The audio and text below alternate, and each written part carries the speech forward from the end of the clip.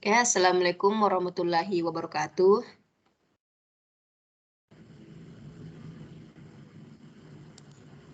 Eh, Selamat malam Bapak Ibu.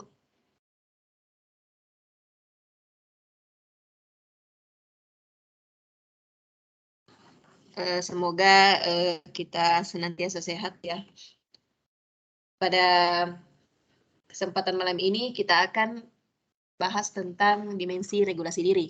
Jadi untuk bagian profil pelajar Pancasila, dimensi regulasi diri ini terkait erat dengan dimensi mandiri pada profil pelajar Pancasila. Jadi langsung saja kita bahas ya. Saya share dulu.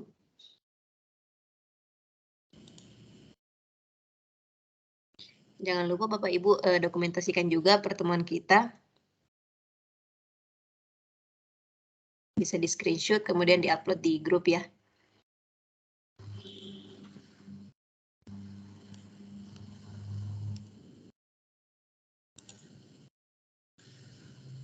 Oke,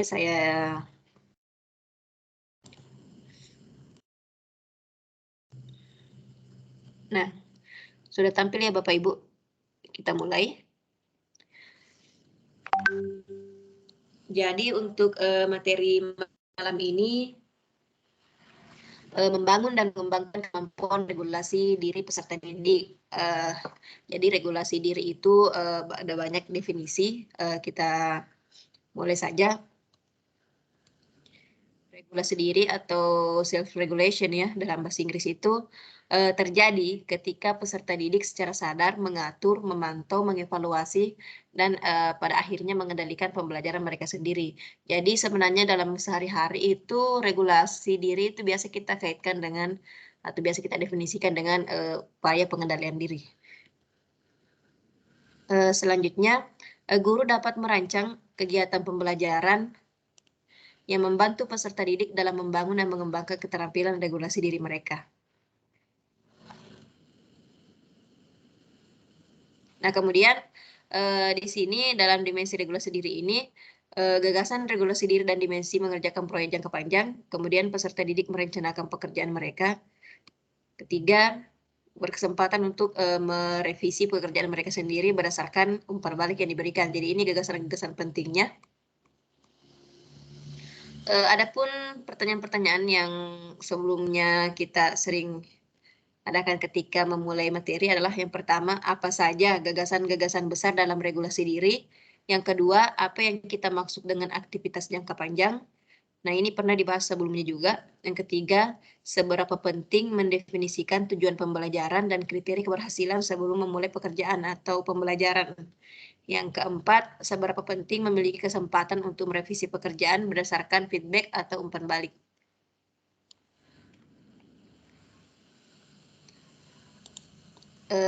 Bapak Ibu bisa lihat mind map-nya di layar ya. Seperti biasa kita mulai untuk kegiatan pertama, gagasan inti dari regulasi diri, ada 3 tadi. Kemudian bagaimana praktiknya dalam pembelajaran, yang keempat, yang ketiga rubriknya, dan yang keempat hingga pada pohon keputusan.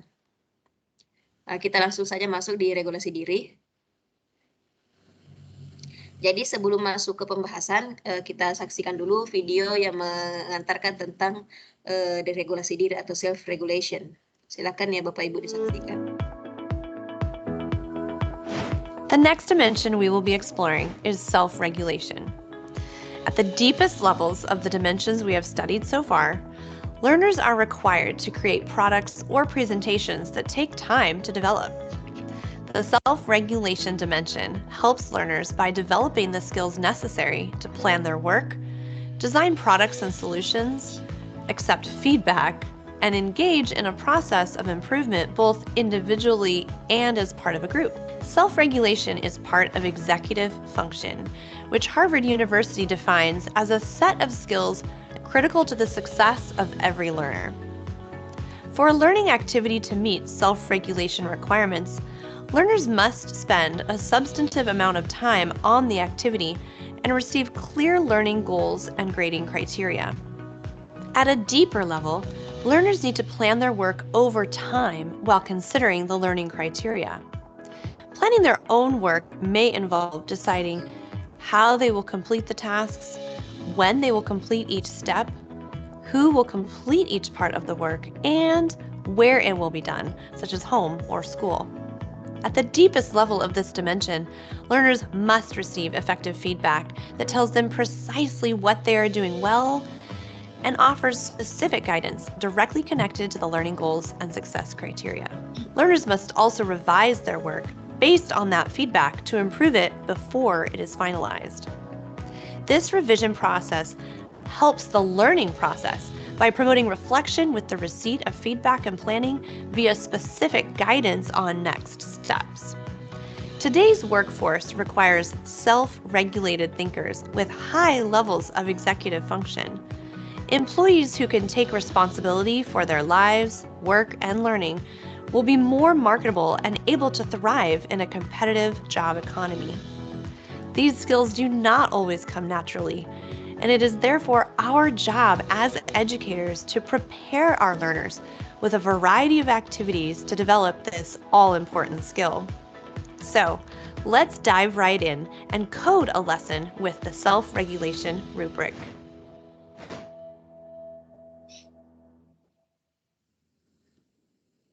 Ya, itulah tadi pengantar bagi kita ya tentang regulasi diri. Kita lanjutkan. Nah, bagaimana merencanakan instruksi atau kegiatan yang mencakup kesempatan untuk regulasi diri? Yang pertama, sebelum itu kita bahas dulu tentang bagaimana sebenarnya pembelajaran di kelas tradisional, maksudnya di sini ya, kelas yang biasa kita ikuti atau laksanakan di kelas.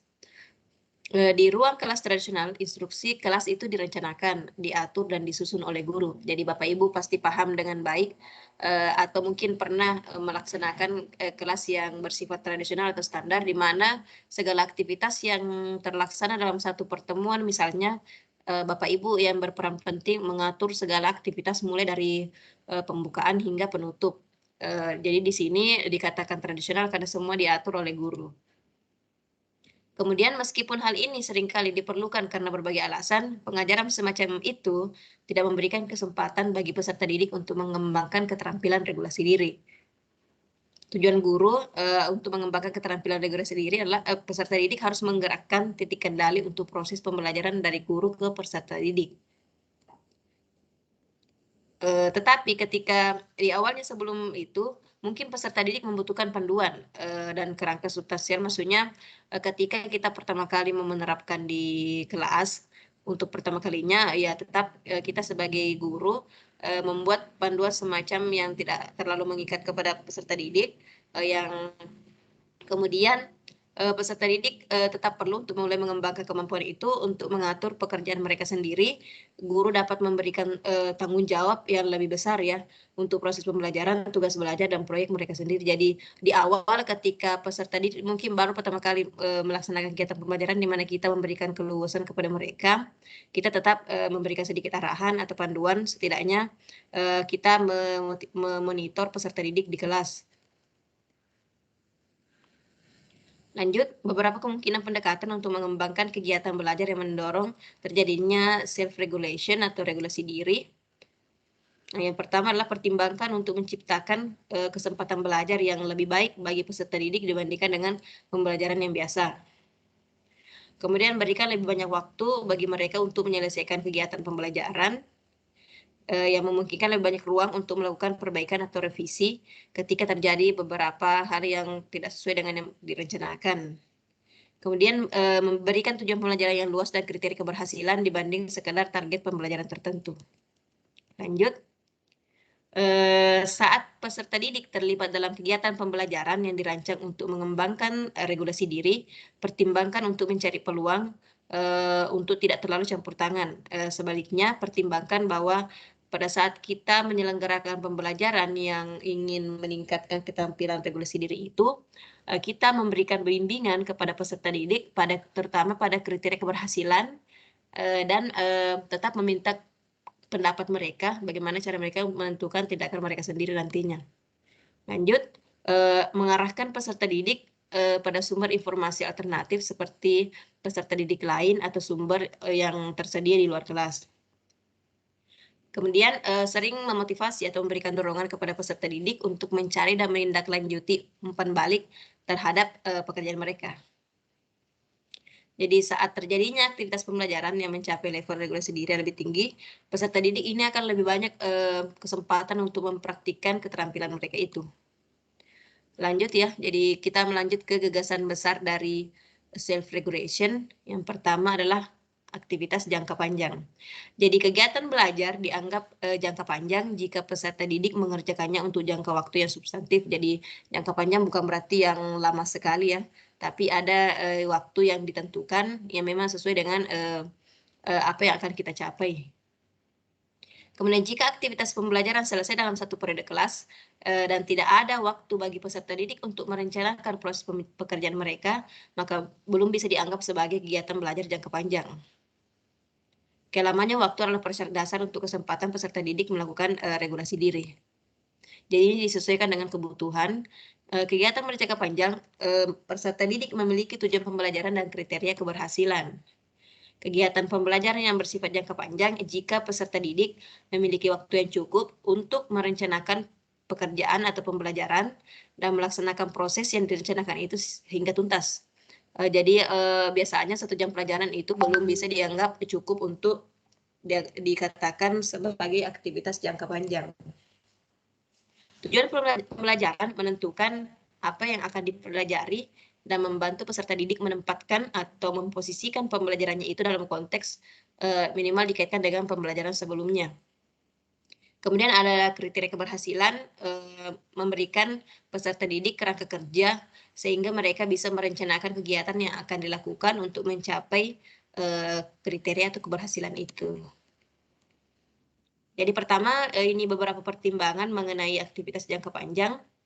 Yang pertama, pembelajaran konten, ini sudah dibahas juga, merupakan komponen penting dari pembelajaran yang terjadi, tetapi fokusnya adalah pada pengembangan kemampuan peserta didik untuk melakukan pekerjaan selama periode waktu tertentu. Oleh karena itu, penting untuk fokus pada konten dan proses pada saat mengembangkan keterampilan regulasi diri. Yang kedua, tujuan pembelajaran dan kriteria keberhasilan tidak perlu ditentukan sebelumnya oleh guru, terutama setelah peserta didik tahu bahwa mereka tetap memiliki keleluasan untuk menentukan itu, serta kriteria keberhasilannya.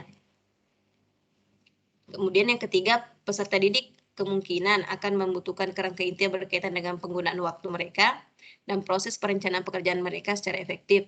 Sangat disarankan untuk melepas tanggung jawab ini kepada peserta didik secara bertahap. Jadi ketika peserta didik belum terbiasa, kita tidak serta-merta melepaskan mereka langsung, tapi kita tetap memberikan pengawasan sambil ketika mereka nanti sudah terbiasa, maka kita sudah bisa melepaskan mereka untuk melakukan kegiatan secara mandiri.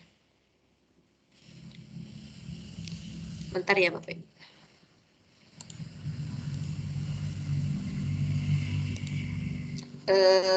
Jelas Jit suaranya Bapak Ibu? Soalnya di sini agak kurang bagus jaringan. Jelas.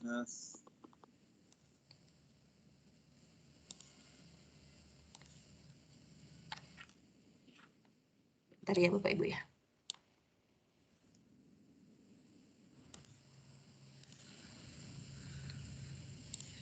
Oke, kita lanjut.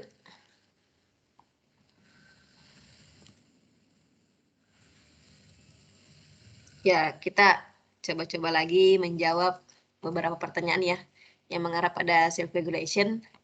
Tadi juga sudah kelihatan sekilas. Oke, apakah kegiatan di bawah ini Ya, berjangka tidak. panjang? Belum selesai Pak ya. Dengan tujuan dan kriteria keberhasilan yang diberikan di awal, maksudnya sini di depan di awal.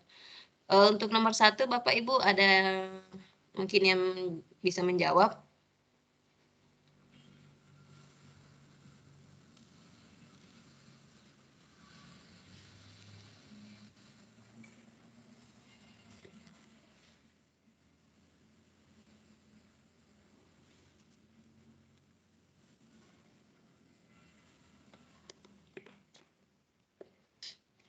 Oke, lanjut ya.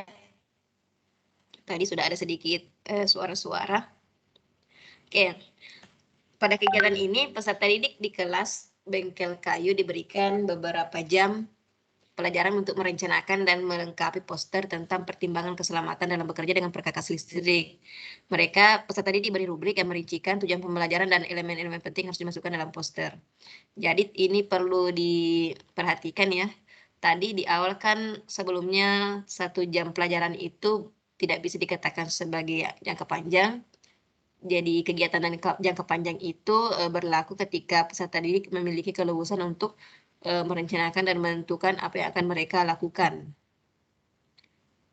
Jadi sudah jelas ada kriteria keberhasilan juga. Jadi untuk kriteria keberhasilan atau tujuan pembelajaran ini ketika pertama kali kita terapkan, pendidik tetap memiliki tanggung jawab untuk membimbing atau setidaknya memonitoring peserta didik. Yang kedua, jawabannya tidak ya tadi. Oke. Mengapa? Karena meskipun mereka diberi waktu yang cukup, mereka tidak memiliki kriteria keberhasilan. Jadi seolah-olah tidak ada hal yang ingin dicapai atau hal yang menjadi fokusnya di situ. Kita lanjut ya. Ya, coba-coba lagi Bapak Ibu jawab.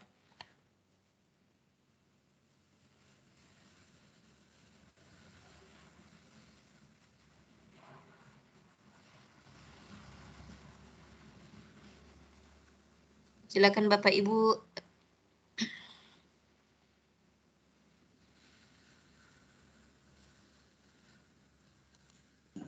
Satu tidak. Oke, sudah ada jawaban 1 tidak.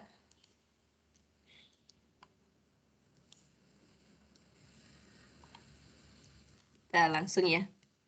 Oke, betul ya. Terima kasih Bapak Ibu. Peserta didik di kelas kesehatan diminta untuk mencatat asupan nutrisinya selama 1 semester dan membandingkannya dengan pedoman. Ya, ini salah satu pedoman untuk nutrisi. Mungkin ya saya juga kurang paham itu singkatannya. Nah, jadi meskipun ini adalah proyek jangka panjang dan peserta didik mungkin memiliki tujuan pembelajaran di awal, tapi tidak ada kriteria keberhasilan yang dituliskan atau ditampilkan di situ. Kemudian yang kedua ya, karena peserta didik merencanakan proyek penelitian mereka sendiri, kemudian diminta untuk mengembangkan bahkan sampai pada kriteria keberhasilan proyek itu. Kita lanjut ya. Nah, gagasan besar dalam self-regulation selanjutnya adalah merencanakan pekerjaan sendiri. Jadi peserta didik merencanakan dan memantau pekerjaan mereka sendiri. Peserta didik yang merencanakan pekerjaannya sendiri diberi keleluasan atau keleluasaan untuk membuat keputusan tentang jadwal dan langkah-langkah yang akan mereka lakukan. Pertimbangan utama untuk merencanakan pekerjaan mereka yang pertama, keputusan yang dibuat peserta didik harus tentang masalah substantif, terutama tentang jadwal dan proses yang akan mereka lalui. Kemudian yang kedua, saat merencanakan pekerjaan, mereka perlu memutuskan bagaimana, maksudnya di sini bagaimana mereka akan melakukannya, apakah dengan salah satu misalnya dengan memecah tugas-tugas yang bersifat kompleks itu menjadi subtugas yang lebih sederhana. Dan memilih alat yang sesuai yang akan mereka gunakan. Yang kedua, kapan. Jadi ini terkait dengan kapan atau waktu mereka untuk melakukan pekerjaannya. Selanjutnya siapa, dengan siapa mereka akan membagi pekerjaan ketika misalnya mereka bekerja dalam kelompok. Selanjutnya di mana, ini menguraikan bagian pekerjaan mana yang harus dilakukan di dalam atau di luar sekolah misalnya. Jadi yang ketiga itu peserta didik harus didorong untuk memantau pekerjaan mereka secara teratur, memeriksa kemajuan mereka dan kualitas pekerjaan mereka saat mereka melakukannya atau selama proses pengerjaannya. Kemudian tujuannya memiliki tujuan pembelajaran dan kriteria sukses di awal, membantu peserta didik untuk mengukur kemampuan mereka pada tujuan yang atau kriteria yang akan mereka capai. Ya, silakan perhatikan kegiatan belajar berikut ini. Identifikasi apakah masing-masing adalah contoh siswa merencanakan atau memantau pekerjaan. Untuk memenuhi syarat sebagai perencanaan dan pemantauan pekerjaan mereka sendiri, kegiatan pembelajaran juga harus memenuhi kriteria. Pertama itu persyaratan untuk kegiatan jangka panjang dengan kriteria tujuan dan keberhasilan yang sudah ditentukan. Kriteria, maksudnya di sini kriteria keberhasilan ya. Baiklah Bapak Ibu, tadi ada juga peserta yang meminta izin karena lagi berduka. Jadi Bapak Ibu yang mungkin terlambat atau ada kendala jaringan, boleh silakan mengakses rekaman nanti yang akan diupload langsung setelah meeting berakhir. Kita lanjut ya Bapak Ibu. Oke, silakan coba Bapak Ibu coba-coba kita jawab dulu. Kira-kira apakah peserta didik merencanakan dan memantau pekerjaan mereka sendiri ketika melakukan aktivitas berikut?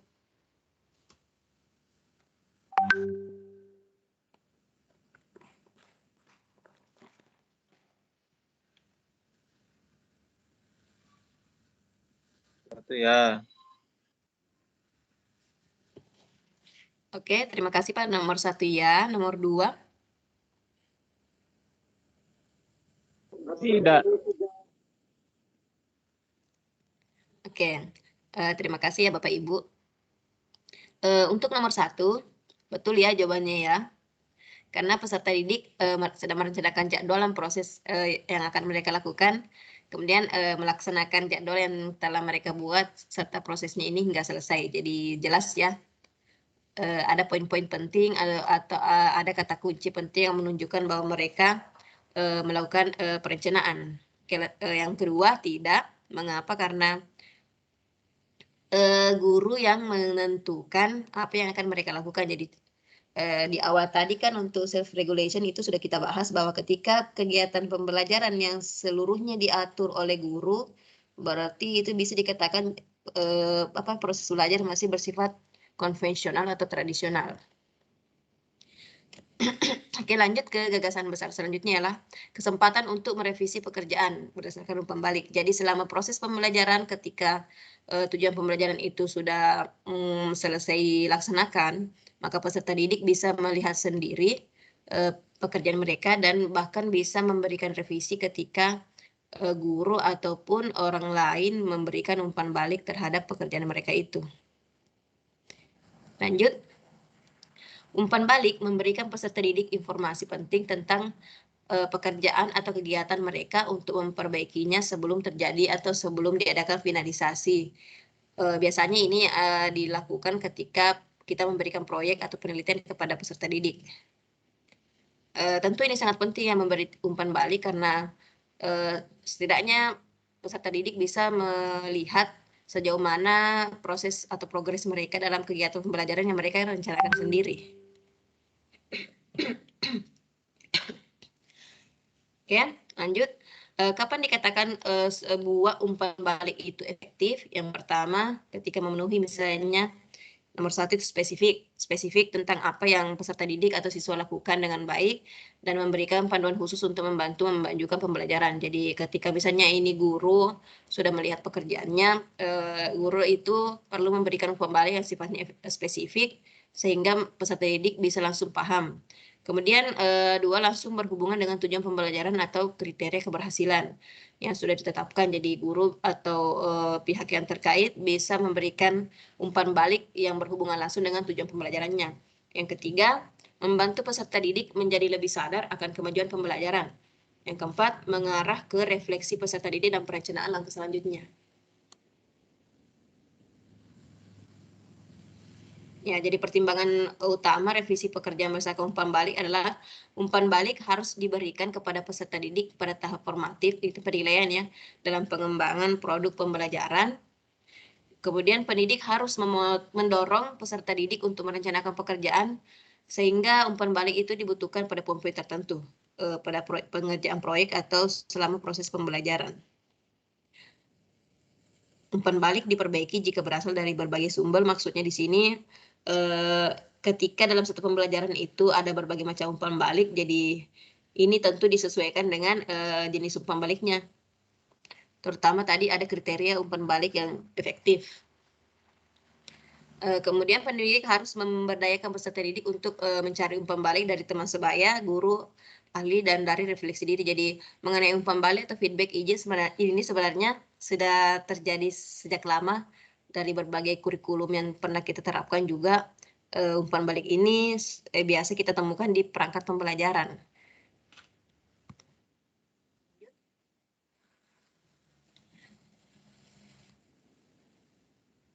Ya, untuk memenuhi syarat sebagai kegiatan yang bisa dikatakan bahwa merevisi pekerjaan berdasarkan umpan balik, kegiatan pembelajaran itu harus memenuhi persyaratan kegiatan jangka panjang dengan tujuan dan kriteria keberhasilan serta merencanakan dan memantau pekerjaan mereka sendiri. Jadi ini saling terkait semua gagasan-gagasan besar dalam self-regulation. Ya, silakan Bapak Ibu dicoba-coba lagi, dijawab. Apakah pekerjaan revisi ini berdasarkan umpan balik? Ya, silakan Bapak Ibu, ada yang mau jawab nomor 1, nomor 2. Belum muncul, Ibu.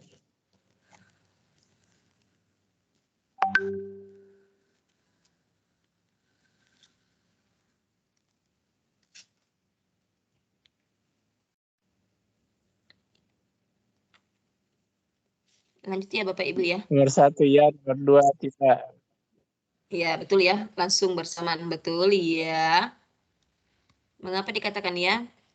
Peserta didik memiliki kriteria kesuksesan dan diminta untuk mencari dan bertindak berdasarkan umpan balik.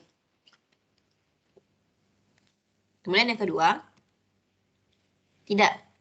Mengapa? Karena mereka tidak memiliki kriteria keberhasilan. Kemudian mereka tidak diharuskan untuk mencari umpan balik ya. Sebenarnya di sini sudah jelas kelihatan kata-kata kunci setiap pertanyaan. Oke, silakan lagi Bapak Ibu dijawab.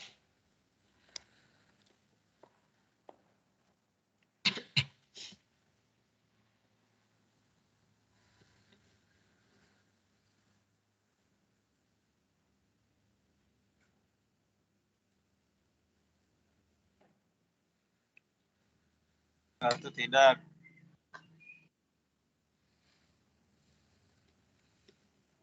Satu tidak. 2 ya. 2 ya. Oke. Terima kasih Bapak Ibu ya. Kita langsung saja ya. Betul Bapak Ibu, terima kasih. Nomor 1 tidak. Jadi sudah jelas ya. Peserta didik memiliki kriteria sukses untuk pekerjaan mereka, tapi tidak diharuskan untuk mencari umpan balik. Jadi tidak memenuhi kriteria ya. Yang kedua, ya betul. Peserta didik memiliki kriteria keberhasilan untuk pekerjaan atau proses pembelajaran mereka dan diminta untuk mencari dan bertindak berdasarkan umpan balik. Jadi untuk kasus nomor 2 ini jelas bahwa ketika peserta didik presentasi, peserta didik ini diberikan umpan balik, kemudian diberikan waktu untuk memperbaiki presentasinya. Kita lanjut ya. Jadi untuk contoh-contoh dalam praktik pembelajaran, kita lihat ya.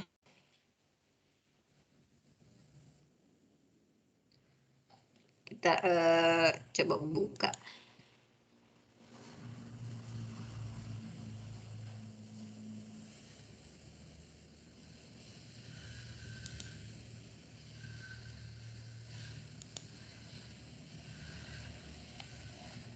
Apakah kelihatan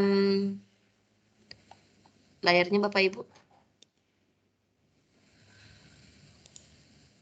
Tentang implementasi regulasi diri dalam pembelajaran. Oke, sebentar ya. Kita lihat contoh. Saya share dulu.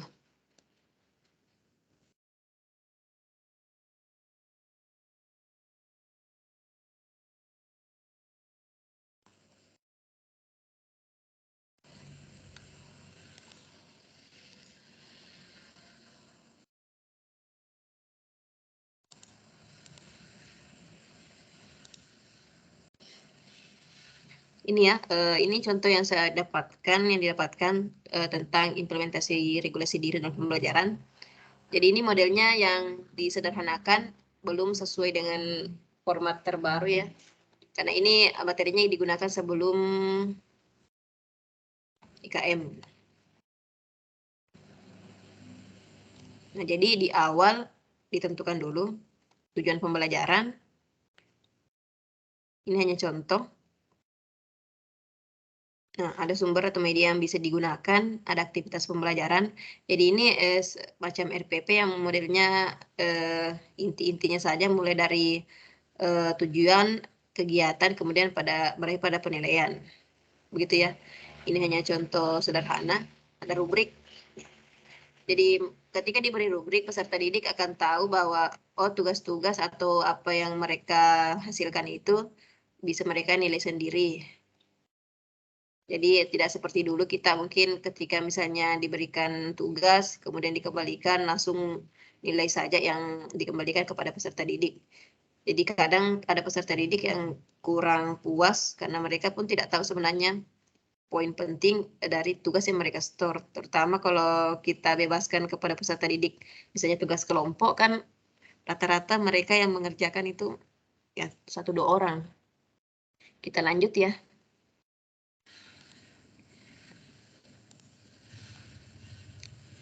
Oke.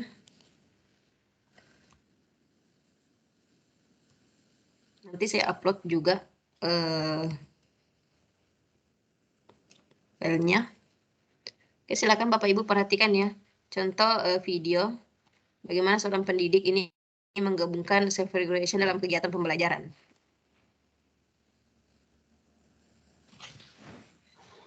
Hello, I'm Holly Fisher, a 4th grade teacher at Lakeside Elementary in Utah, USA. Lakeside serves about 930 students, kindergarten through 6th grade. I'm here to talk to you about self-regulation. In our classroom, we use technology to communicate with others globally. We use GridPals to connect with other classrooms around the world. In one cultural exchange, we realized that our long-distance friends did not know much about Halloween, a popular holiday in our culture. We discussed ideas on how to describe Halloween using our 5 senses. This lesson is coded as a 4 on the 21 CLD rubric for self-regulation because I changed my lesson from a simple descriptive writing assignment to a collaborative student-led task. I gave clear objectives and success criteria for this long-term project, allowed students to work in small groups, plan their own work, and gave them chances to revise their work after getting feedback and before submitting their final project. Students started by deciding on roles for each member of their group to allow for shared responsibility. Students were given the task to showcase their ideas virtually with our GridPals using green screen videos, PowerPoint, sways, pictures, audio recordings, and more. As students worked with their group, they were required to share the load, work collaboratively, and focus on skilled communication to share their ideas clearly. When the group felt that they had completed their portion, they were asked to give and get feedback from another group. The groups asked questions to clarify things that were unclear and gave suggestions on what could make their ideas more complete. Then groups were able to go back and revise their projects before submitting their projects in Flipgrid. My students loved this activity because they communicated with friends globally, shared about their culture, had ownership for their work, and were able to see real-world applications of the writing skills we'd been learning in class. Itu tadi sedikit pengantar tentang video yang dilakukan oleh salah satu pendidik. Jadi tadi saya lihat juga, Bapak Ibu lihat siswanya atau peserta didiknya itu mulai dari TK ya, sampai pada tingkat usia tertentu mereka sudah menggunakan berbagai platform atau aplikasi-aplikasi. Bahkan tadi sekilas kita lihat mereka sudah mulai menggunakan Flipgrid untuk peserta didiknya. Jadi ya sebenarnya untuk hal-hal seperti itu tergantung sarana dan prasarana yang bisa kita adakan atau bisa kita gunakan. Tentunya untuk misalnya dalam penggunaan Flipgrid kan itu memang lebih menarik bagi anak-anak yang usia sekolah karena mereka langsung bisa melihat video-video. Jadi berikut ada video lagi yang memberikan contoh konkret bagaimana Microsoft Tools itu bisa mendukung regulasi diri. Silakan Bapak Ibu saksikan. Self-regulation is one of many executive function skills that help people have success in school and in life. These Microsoft tools to support self-regulation are used by all ages. The Microsoft To-Do app is a valuable executive functioning tool that allows learners to create a personalized daily planner for class assignments, break down tasks for projects into manageable steps, and share lists and assign tasks to classmates. Within Microsoft Teams, Learners may use the Tasks by Planner and To-Do app to create, assign, and track progress on a group project. Finally, the Tag feature in OneNote allows learners to organize information or itemize the steps needed to complete a project.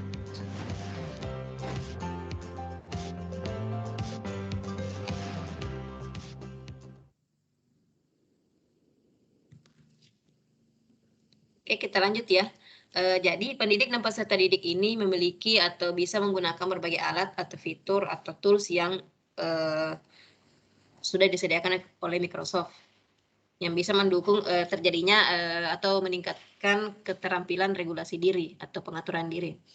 Contohnya tadi ini juga sering kita bahas beberapa pertemuan sebelumnya, OneNote Class Notebook itu pendidik dapat dengan mudah berbagi tentang tujuan pembelajaran dan kriteria keberhasilan peserta didik di awal kegiatan. Jadi tentunya tadi mengenai pengaturan tujuan belajar dan kriteria keberhasilan itu disesuaikan dengan kondisi peserta didik. Kalau misalnya peserta didiknya memang sudah kita amati sudah mulai bisa mengatur kegiatannya sendiri, ya kita tetap memberikan keleluasan kepada mereka untuk mengatur tujuan belajar dan kriteria keberhasilannya. Kemudian lanjut, peserta didik dapat berkonsultasi dengan halaman tujuan dan kriteria sepanjang aktivitas itu memiliki tolak ukur. Jadi ini penggunaannya pada misalnya OneNote Class Notebook ya. Selain itu kita bisa menggunakan fitur Microsoft Teams seperti yang kita gunakan saat ini. Pendidik dapat berbagi tujuan belajar dan kriteria keberhasilan dengan peserta didik dengan menambahkan rubrik ke tugas Teams. Tadi juga saya sudah sampaikan atau perlihatkan bagaimana proses progres tugasnya Bapak Ibu. Nanti kita lihat lagi sama-sama. Ada beberapa peserta yang tidak bisa mengakses karena mungkin pengaruh jaringan. Kita lanjut ya. Oke, di OneNote Class Notebook dan Microsoft Teams ini juga disediakan fitur umpan balik seperti pada saat pengerjaan assignment-nya tadi. Untuk tugas 1 saya sudah kembalikan semua kepada Bapak Ibu. Silakan dicek mungkin ada sedikit kekurangan atau mungkin pada saat penguploadan batch-nya atau rencananya mungkin ada yang ketinggalan. Jadi Bapak Ibu boleh kembalikan kembali kalau sudah saya kembalikan, jadi bisa dinilai kembali. Dalam Teams, pendidik dapat menawarkan umpan balik tentang pekerjaan yang dikirimkan yang kemudian mengembalikan pekerjaan kepada peserta didik agar mereka dapat, maksudnya di sini tingkatkan lagi nilainya ya. Kalau misalnya nilainya sudah sempurna, Bapak Ibu tidak perlu lagi mengembalikan. Kemudian di OneNote, jika peserta didik menambahkan pekerjaan mereka ke ruang kolaborasi, baik pendidik maupun rekannya dapat menawarkan umpan balik yang akan digunakan peserta didik untuk meningkatkan pekerjaan mereka.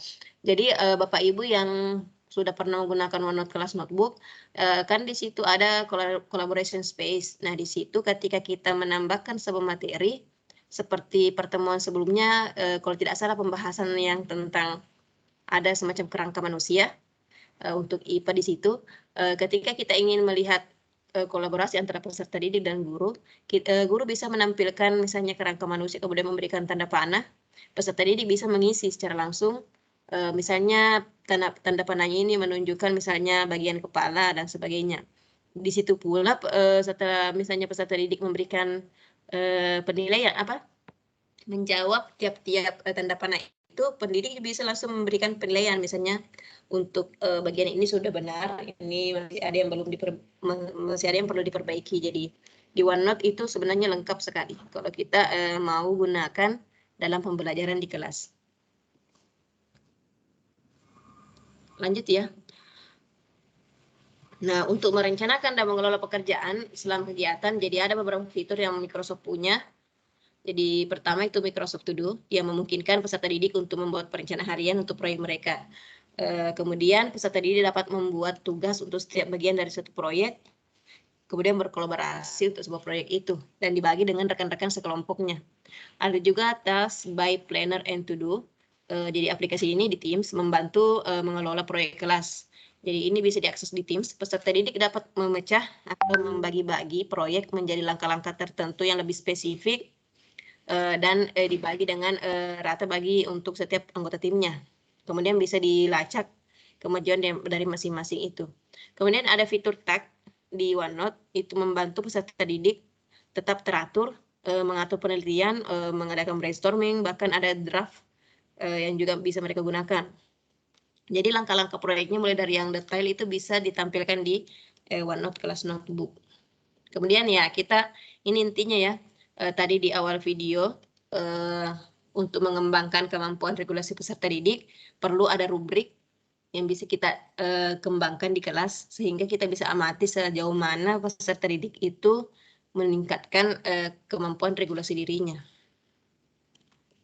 Oke, untuk yang level 1, dia berada di level 1 ketika kegiatan pembelajarannya tidak bersifat jangka panjang atau misalnya peserta didik tidak memiliki tujuan pembelajaran atau kriteria kesuksesan di awal pembelajaran. Yang kedua, dia dikatakan berada pada kode 2 atau level 2 ketika pembelajarannya itu sudah berjangka panjang dan sebelum memulai pekerjaan ada misalnya tujuan pembelajaran dan kriteria yang diatur, tetapi peserta didik atau siswa ini tidak punya kesempatan atau tidak diberi keleluasan untuk mengatur pekerjaannya sendiri. Gurunya mungkin yang menentukan hal-hal atau instruksi yang perlu dilakukan peserta didik di kelas.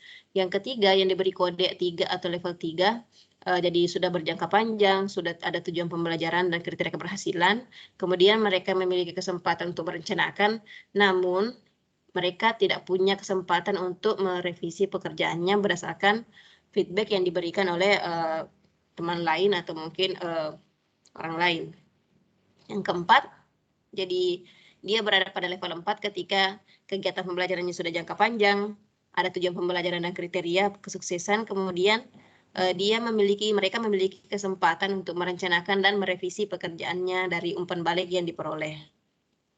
Oke, pohon keputusannya persis sama ya tadi dari kriteria keberhasilan.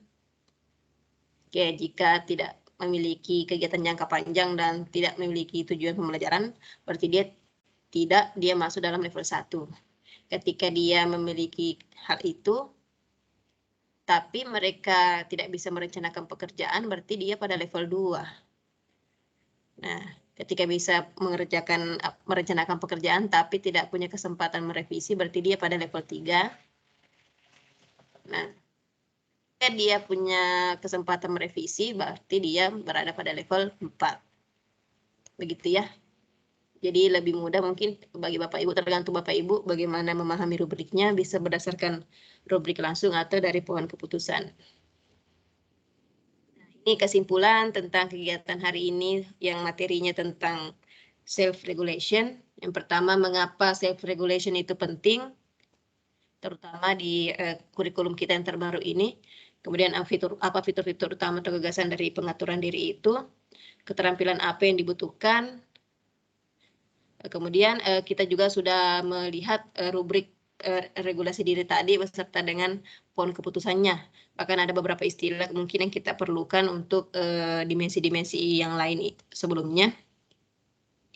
Kemudian untuk lebih terbiasa dengan rubrik, kita menggunakan rubrik atau pohon keputusan untuk mengkodekan kegiatan pembelajaran yang bahkan kita bisa menggunakan Microsoft Tools untuk mendukung pengaturan diri itu. Jadi kalau misalnya ada dari Bapak Ibu yang mungkin mau mengadakan best practice atau semacam penelitian atau menggunakan kegiatan penelitian untuk misalnya meningkatkan atau mendapatkan kenaikan pangkat, ya bisa mungkin Bapak Ibu pilih salah satu dari dimensi ini, dimensi dari 21st Century Learning Design. Nah, ini bisa digunakan salah satu judul mungkin ya. Nah, ini kan juga penelitiannya sudah bersifat internasional, jadi ada banyak sumber yang dari luar yang bisa kita gunakan.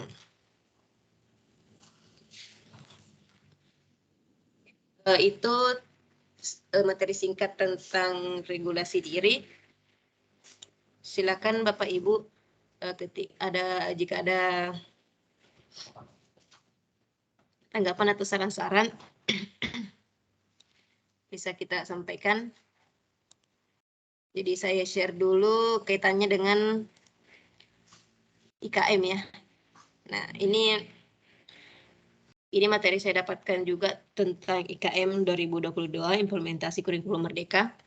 Jadi 4 materi sebelumnya itu terkait erat dengan profil pelajar Pancasila. Untuk hari ini khususnya materi ini tentang regulasi diri. Jadi regulasi diri itu terkait dengan profil ini ya, mandiri. Jadi di zaman sekarang ini sebenarnya terutama dengan perkembangan teknologi yang sangat pesat itu, peserta didik betul-betul bisa sebenarnya menentukan kegiatan mereka dalam belajar. Nah, namun ini menjadi hal yang tentunya sangat perlu diperhatikan oleh guru atau pendidik atau minimal orang di rumah, orang tuanya, untuk memantau kegiatan peserta didik, karena terkadang ya kita memberikan keluasan kepada peserta didik, justru mereka tidak memperhatikan tujuan pembelajarannya atau apa-apa yang akan mereka lakukan. Begitu ya, kebanyakan juga ketika kita memberikan tugas, misalnya silakan buat presentasi tentang ini. Ini kan biasanya peserta didik untuk daerah tertentu itu mereka cuma copy paste, mengambil atau mendownload materi, begitu ya. Jadi hal-hal sekecil itu sebenarnya perlu kita perhatikan. Jadi ini ya profil pelajar Pancasila yang selalu jadi fokus utama dalam IKM saat ini. Itulah tadi Bapak Ibu, silakan ada tanggapan, pertanyaan, atau mungkin saran, atau kalau tidak ada kita lanjut.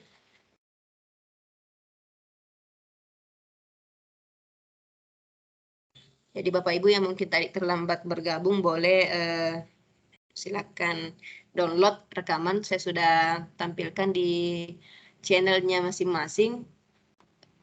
Channel untuk materi juga ada, channel untuk tugas-tugasnya juga sudah ada, sudah saya kembalikan. Jadi mohon maaf tadi saya baru sempat menyelesaikan satu tugas. Enggak apa-apa ya Bapak Ibu, besok jangan lupa Bapak Ibu besok ada deadline tugas untuk semua tugasnya ya. Supaya saya bisa periksa juga, kemudian Bapak Ibu bisa revisi pekerjaannya, misalnya ada yang masih kurang, karena tadi pengalaman juga ada beberapa Bapak Ibu yang mungkin batch yang diupload itu tidak sesuai dengan yang diinginkan. Itu kan biasa terjadi ketika kita salah klik, atau mungkin ada beberapa Bapak Ibu juga yang mungkin lupa melampirkan batch-nya atau rencananya, silakan nanti diperbaiki. Kelebihannya fitur ini kan setelah kita mengupload atau menyerahkan tugas, kita bisa menarik kembali. Jadi bisa saja misalnya pendidik atau pengelola Teams-nya itu belum melihat, Bapak Ibu bisa segera perbaiki. Jadi nilainya itu bisa diperbaiki ya Bapak Ibu, kalau misalnya ada yang kurang silakan ditambahkan, kemudian akan dikembalikan lagi. Jadi nanti besok saya usahakan itu, besok sore saya sudah upload di Teams kumpulan tugas-tugasnya Bapak Ibu beserta nilai. Saya usahakan ya. Jadi silakan Bapak Ibu digunakan waktunya untuk melengkapi tugas. Karena besok itu materi terakhir ya, kan hari ini kan malam ini materi kelima. Jadi dimensi pembelajaran abad ke-21 itu atau 21st Century Learning Design itu terdiri atas 6 dimensi. Jadi nanti dimensi terakhir itu tentang penggunaan TIK dalam pembelajaran. Oke, kalau tidak ada pertanyaan, kita lanjut pada penggunaan Microsoft Tools ya. Jadi selalu akan ada materi tambahan tentang penggunaan Microsoft Tools, karena kita bisa saksikan bersama Microsoft itu terus mengembangkan fitur-fiturnya sehingga bisa mendukung kegiatan pembelajaran abad 21 ini dan bisa digunakan di seluruh tempat ya. Kita lanjut. Oke.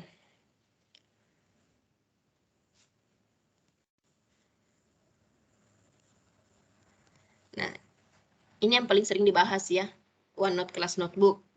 Jadi fitur satu ini itu betul-betul sudah sangat lengkap sejauh ini, karena dalam satu tempat itu kita bisa berkolaborasi, bahkan kita bisa melakukan kolaborasi antar guru, sesama guru, atau dengan siswa tentang pembelajaran yang akan kita lakukan.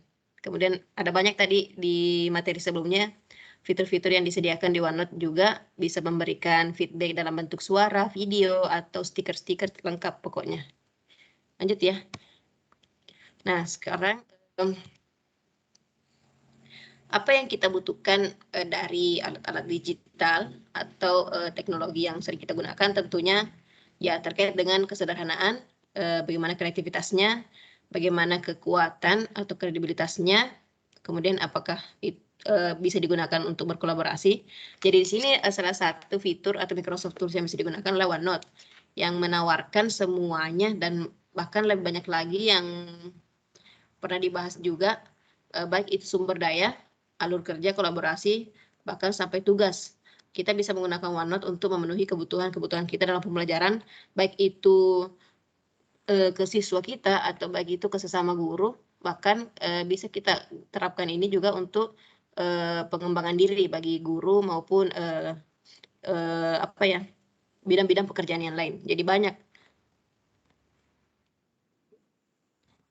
Jadi di OneNote ini tidak hanya tersedia tools-tools yang kuat yang bisa digunakan untuk organisasi atau bahkan pribadi, tapi bisa digunakan dalam hal yang lebih luas, bukan hanya di kelas saja yang dalam kelas atau bagi guru atau peserta didik saja, bahkan tools-tools di OneNote ini bisa digunakan terkait dengan pekerjaan-pekerjaan yang lain.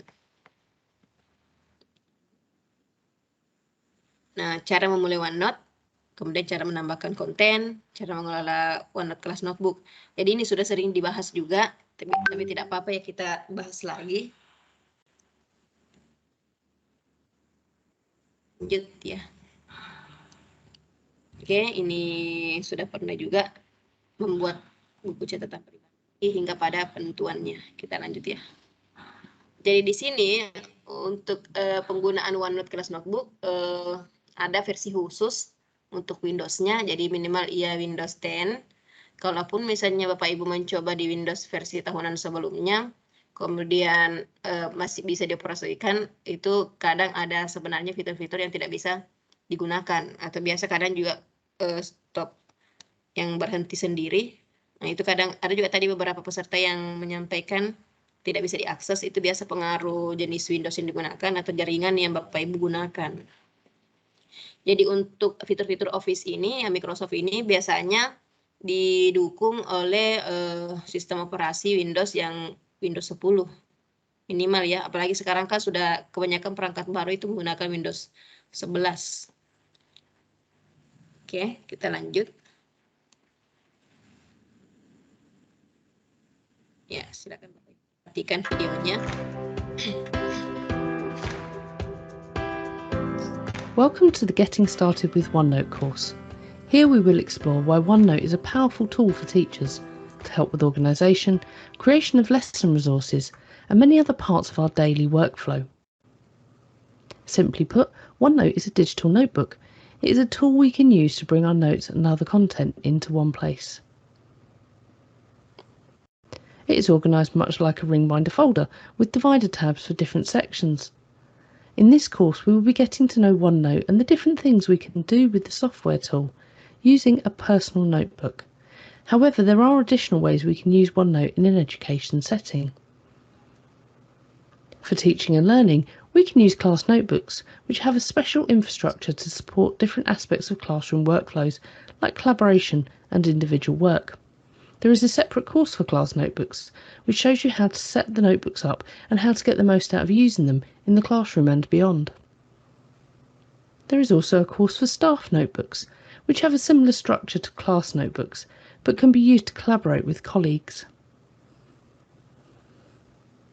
Use this course to learn how to navigate and organise OneNote and make the most out of the different features OneNote offers. This is a great introduction to explore before you get started using OneNote in the classroom. So let's ask the question, why use OneNote? We can use OneNote to explore ideas. It can be used as a whiteboard and for mind mapping. We can add typed notes. And we can draw, we can handwrite notes, we can annotate pictures and models, we can handwrite or type maths formulas and use the equation editor to explore problems. We can embed audio recordings, which can be useful for voice notes and even for audio assessment. and we can add images from online sources, our own images, and we can take images from the inbuilt camera and scanner. We can embed videos from Stream and Flipgrid, as well as YouTube and other video platforms. We can embed Microsoft Forms and other assessment tools like Quizlet. Files from OneDrive and SharePoint can be embedded. For instance, you could have your PowerPoint slides in a viewable window on a OneNote page where you or your students can direct their way through the different slides without leaving OneNote. You can embed creative content like Microsoft Sways, as well as tools like Genially and Canva. You can also embed collections of resources from Wakelet. In fact, there are many different types of content you can embed in OneNote. We can collaborate with others, both in the classroom and with other staff.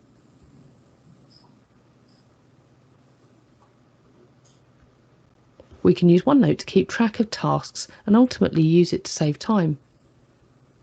And because we can save the data to the cloud, it means that we can access it on a computer, on a tablet, and on a mobile phone, so we can make notes and update pages anytime, any place, anywhere, any device. Let's start by finding OneNote in Windows 10 and logging in. To check you have OneNote installed, click on the Start menu and then find OneNote in your list. You want to select OneNote for Windows 10, and to make it easier in the future, you can drag OneNote from the list onto the Start menu to create a tile, or you could drag it onto the taskbar and pin it there. You can also find OneNote by typing in the search box. Select the application, and then you need to log in. OneNote is a free app and can be downloaded from the Microsoft Store if it is not already installed. You can log in using your email address and password. This can be a Microsoft 365 account or a personal account like Outlook.com or Hotmail.com. Now that we have logged into OneNote, we can explore how to find and open our notebooks. On the left-hand side of the screen, there is a navigation panel, and we can use that to access and move between our notebooks, as well as search for content and view our recent notes. When we click on the book icon, it opens up the navigation pane showing the current notebook and the sections and pages inside that notebook. And when we click on the name of the notebook, it opens a list of all the notebooks we currently have open, and we can toggle between them. If we want to open other notebooks that we have saved, we can choose the More Notebooks link, and a list of our notebooks will appear. We can then open the notebook to sit alongside the others. This includes any class and staff notebooks as well. Let's go ahead and open the Lesson Planning notebook. If we want to create a new notebook, we can navigate back to the Notebooks pane and then choose the Add Notebook link. Since we signed in earlier, this will save the notebook to our OneDrive, and this is only for use as personal OneNote files and not for class or staff notebooks, which are created either through Microsoft Teams or the Class Notebook tool. See the courses on class and staff notebooks for more guidance. Now that we have some different notebooks open, we can switch between them in the list. Once we've selected the notebook, we should see the sections and pages contained in that notebook. We said before that OneNote is organised like a ring binder folder with divider tabs, and we can see the section tabs here. We can organise content either in sections or in section groups. For instance, the first 3 sections we can see here are individual. However, the CPD and training area is a section group. If we use the chevron to expand the menu, we can see that inside the section group we have 3 individual sections. This can be useful to organise linked content and gives you flexibility. Let's click on the Add Section link, and then we can give the section a name. If we want to create a section group, we right-click on Add Section and we can see New Section Group there. If we want to change the section tab colour, right-click on the section and then choose Section Colour, and then choose the option from the palette that suits. Now let's take a look at pages. So we were in the Teaching with Technology section here, and we can see that all the pages then appear on the right hand side. We can click Add Page, and that'll add a page to that section. Let's go ahead and give that the name OneNote Training. So you can see that we've added the name to the top bar there, and that's changed on the left-hand side as well. And now if we wanted to, we could make this a sub-page, and we can do that by right-clicking on the page and choosing the option Make Sub-Page. We can also bring it back in line by right-clicking and promoting it back again. If we wanted to move it, we can pick it up and drag it to the place in the list that we want it to be. And now we're ready to add content to our page. Join us in the next module, where we will look at different ways to bring information together on a page. Itu tadi ya sedikit pembahasan tentang OneNote Class Notebook. Jadi Bapak Ibu silakan bisa langsung dicoba nanti. Praktik sebelumnya kan kita sudah membuat salah satu kelas Teams. Nah, jadi di kelas Teams itu Bapak Ibu bisa langsung mengakses OneNote Class Notebook-nya. Jadi di sana banyak sekali sebenarnya fitur yang bisa digunakan. Tadi sudah dijelaskan ulang juga tentang kita bisa menyisipkan video, audio, memberikan umpan balik berupa stiker ataupun menuliskan secara langsung. Jadi ini sebenarnya paling cocok kita gunakan di tablet ya, karena kita bisa memberikan misalnya sign, tanda tangan, ataupun kita memberikan checklist menggunakan tablet itu lebih mudah. Atau di HP-nya juga sebenarnya bisa digunakan. Lanjut ya. Mohon maaf suaranya agak merdu. Kita lanjut ya. Jadi Bapak Ibu silakan coba untuk membuat kelas Teams, kemudian mengakses OneNote Class Notebook. Jadi kita bisa mengakses di satu tempat saja sehingga tidak perlu membuka tab yang banyak di browser. Nah, refleksi sedikit, cara yang bagus atau yang baik untuk mempelajari cara menggunakan OneNote Class Notebook adalah dengan menggunakannya terlebih dahulu. Jadi kita praktikkan dulu, kemudian kita coba pikirkan kira-kira penggunaan OneNote itu ketika kita gunakan apakah membantu ataukah apa saja cara yang dapat digunakan untuk mengatur section atau halaman yang Bapak Ibu gunakan. Kemudian fitur-fitur apa saja yang paling berguna. Ini contoh menambahkan konten ke halaman. Ya, jadi konten-konten ada banyak jenis yang bisa kita upload atau tambahkan, integrasikan ke halaman OneNote. Bisa berupa video, bisa berupa audio. Tinta digital maksudnya di sini kita bisa coret-coret halaman itu ya, membuat tanda anotasi, misalnya memberikan tanda checklist kepada pekerjaan peserta didik, atau misalnya melingkari, memberikan tanda supaya mereka fokus ke bagian yang kita tandai itu. Kemudian kita bisa menyematkan atau menambahkan dan mencetak dokumen secara digital. Kita juga bisa memasukkan formulir Microsoft di OneNote itu. Dan bisa juga menyematkan data rapat yang berasal dari Outlook. Jadi Outlook itu kayak, kalau di sehari-harinya itu kayak model emailnya ya, Microsoft. Kita lanjut. Silakan perhatikan Bapak Ibu videonya. In Module 1, we looked at the fundamentals of the OneNote software tool.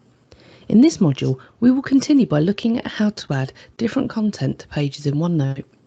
We can add a wide variety of different content to OneNote pages, and this gives us the opportunity to have different media together in one place. OneNote becomes our one-stop shop for our content and our workflow, as well as helping us to stay organised, save time, and work collaboratively. Let's start by adding some text. You can add text to any part of the page by putting your cursor where you want the text to be. I'm going to add some notes to the meeting page here, and we can see that it adds in a text box.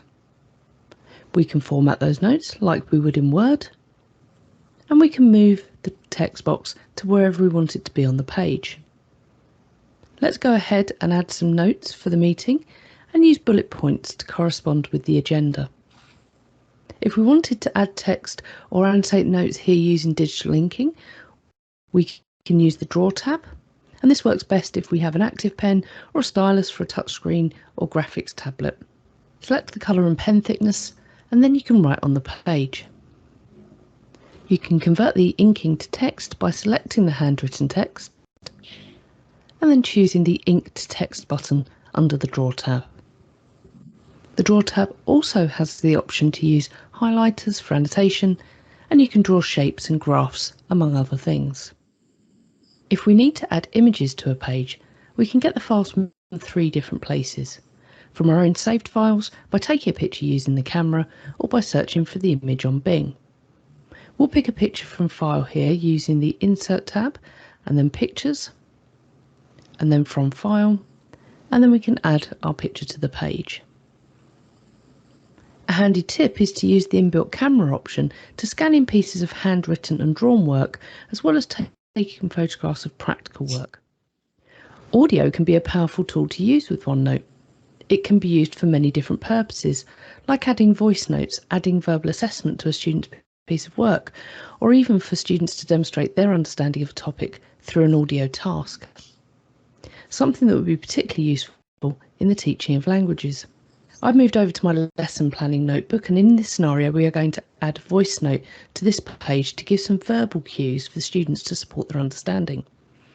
This page will be shared with the class notebook at a later point, so students will have access to the written instructions as well as the voice note from me with verbal prompts. To add audio to a page, choose the Insert tab and then select Audio. It will start recording straight away, and then you click Stop when you have finished. We can see a play button appears in the Audio tab on the ribbon and near the icon, and we can listen to the audio back. For this assignment, I want you to label the image using the different keywords we covered in the last lesson. We can also add a Microsoft form to a page very easily using the Microsoft Forms button on the Insert tab. On this page, we want to add a reflection form for students, so we can select the form from the list and it will automatically embed. If we want to add video to a page from Microsoft Stream, Flipgrid, or third-party sites like YouTube, we can easily do that using the URL for the video. In this scenario, we want to embed a video which goes through the key points from our safeguarding training. First, we need to grab the URL from the source site. In this case, we're going to share a Flipgrid short video link. Once we've copied the link, we then go back to our OneNote page, and we can either choose the Insert tab on the ribbon and choose Online Video, or we can just go ahead and paste the link onto the page and press Enter. The link will then convert into an embedded playable video, and that means that we do not have to leave OneNote to watch it.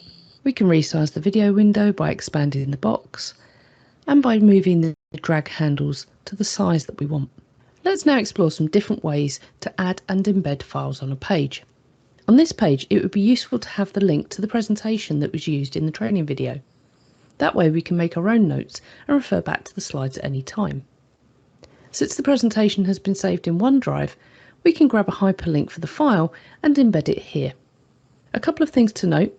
First, make sure everyone that needs to view the file has permission. The second thing is to open the file first and then copy the link in the URL bar, rather than generating a sharing link in OneDrive or SharePoint. This will ensure the file embeds on the OneNote page, and you can resize the slides, and you do that in the same way as with the video using the grab handles. You can add a file to a page too. You can do this in one of 2 ways. Either you can digitally photocopy the pages of a document, a PDF, or the slides of a PowerPoint, or you can add the file. Let's look at both options. To add a digital printout, make sure the cursor is on the page where you want the pages or slides to appear, and then select the Insert tab menu and the Printout button. This will give you access to File Explorer, and then you can select the file you want to print out. Each of the pages will then appear on your OneNote page. A handy tip: if you want to be able to annotate or type over the printout or image, you can right-click and select Set Picture as Background. The image will then be pasted to the background, making it easier to write and type over. We've switched back over to our Minecraft Club page that we added an image on. It would be useful to have the Minecraft world and the guide notes to this page too. To add those in, we can click on the Insert tab and the File option. We're going to pick the Minecraft world, and we can see it gives us the option to add the file to the page or upload it to OneDrive and generate a sharing link. We're going to add it to the page, and we can go ahead and add the PowerPoint in the same way too. The files will open to their original software source. If we double click on the Minecraft icon, it will redirect to Minecraft Education Edition, as that is the original software associated with the file. The last thing we're going to look at is adding in meeting details from Outlook. This can be useful as it brings across the key elements of the meeting, like the time, date, any meeting links and the participants. We can then add our own notes to the page. This is particularly powerful for any meeting notes which are held in collaborative OneNotes, so that all of the meeting information is centralised, including any attachments included in the calendar invite, and notes can be made together. We're going to add the meeting details for the school production planning meeting. Let's click on the school production page, and then under the Insert tab, we can choose Meeting Details. Because we have signed into OneNote using our Microsoft 365 account, it will pick up any meetings in our Outlook calendars. We can search for meetings on other dates by clicking on the drop-down. Let's go ahead and select the meeting in the list, and then we can close the Outlook window.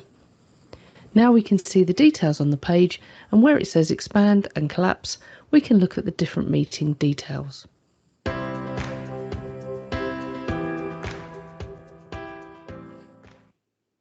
Ya, panjang juga videonya ya. Jadi tadi sudah jelas sekali bagaimana penggunaan OneNote Class Notebook ketika Bapak Ibu akan menggunakan di kelas. Jadi intinya sebenarnya dalam pengembangan fitur dari Microsoft ini yang saya perhatikan adalah semakin seolah-olah semua fitur yang digunakan oleh atau yang disediakan oleh Microsoft itu disatukan dalam satu tempat. Seperti tadi di Microsoft Teams. Di Microsoft Teams kan kita bisa mengakses juga OneNote. Dan kemudian di OneNote itu kita bisa mengakses berbagai fitur Microsoft juga, mulai dari stream, ataupun bahkan aplikasi pihak ketiga semacam YouTube dan Flipgrid, itu yang bisa kita langsung integrasikan di OneNote. Jadi kita tidak perlu membuka banyak jendela atau tab-tab baru di browser kita. Bahkan kita bisa memasukkan tadi semacam form. Jadi ketika diberikan tugas di buku catatan kelas itu, kita juga bisa langsung memberikan semacam ujian atau pemeriksaan pemahaman langsung pada jendela yang sama. Jadi sebenarnya ini memudahkan ketika perangkat yang dimiliki juga mendukung ya. Kita lanjut.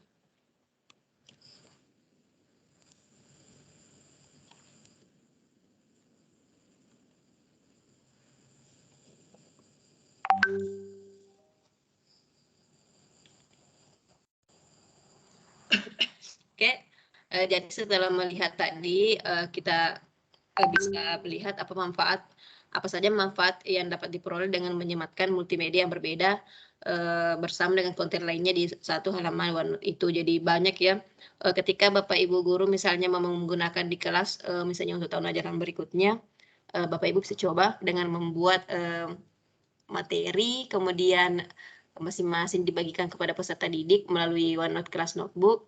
Nah, di situ juga sambil Bapak Ibu memberikan sedikit materi dalam bentuk tertulis, misalnya Bapak Ibu bisa dukung dengan menyematkan video dari YouTube, atau mungkin Bapak Ibu mau langsung menyematkan suaranya bisa juga sambil menjelaskan. Jadi setidaknya itu bisa memberikan sedikit motivasi atau perlakuan yang berbeda kepada peserta didik ketika mereka belajar. Tapi tentunya ini hanya sebagai pendukung ya Bapak Ibu, karena sekarang kan sekolah di tempat kita itu sudah mulai tatap muka langsung. Jadi ini bisa dikatakan sebagai pembelajaran pendukung, terutama ketika kita menyelenggarakan kayak model flip classroom atau pembelajaran terbalik seperti yang dibahas tadi materinya. Oke, selanjutnya bagaimana fitur ini bisa berguna ketika akan digunakan dalam pembelajaran. Jadi itu refleksi hari ini dari pembelajaran penggunaan OneNote Class Notebook. Selanjutnya adalah bagaimana kita mengelola buku catatan kelas. Ya, ini kita lihat lagi pengaturan-pengaturan tambahan ketika Bapak Ibu mau mencoba mengeksplor penggunaan dari OneNote Class Notebook.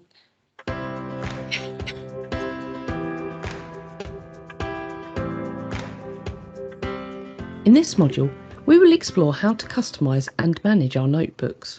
We can make the notebooks fit our purpose in a number of ways. We will look at how we can change how a page looks by selecting an array of page colours and different options for ruled lines, along with how we can set these as defaults. We will look at how to set a page as a template page for a section, as well as how to zoom in and out of pages so that we can see all of the content on a page in one screen. This is useful if your content goes over a standard page size. We'll go through how to make OneNote appear in light or dark mode so that you can choose what suits you best. We will explore the benefits of giving your notebooks personalised nicknames and how to colour code them as well.